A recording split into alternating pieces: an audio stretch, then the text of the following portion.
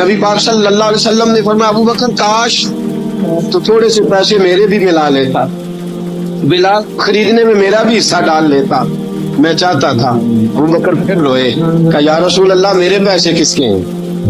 آقا میں بھی آپ کا، یہ بھی آپ کے۔ جناب سیدنا بلال حبشی رضی اللہ تعالیٰ عنہ کی طرف حضور نے دیکھا تو فرمایا بلال آ یار ذرا سینے سے تو لگ جا۔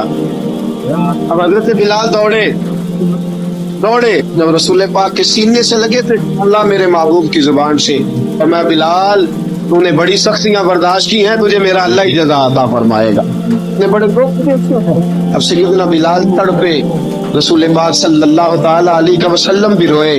حضور نے اپنے ساتھ بٹھا لیا سیدنا بلال کو، حضور نے گھر پیغام بھیجا، فرمایا خدیجہ گھر میں کچھ ہے بھیجو، بلال آیا ہے۔ اب حضرت خدیجہ اندر سے کیا آواز دیتی ہیں، کہتے ہیں حضور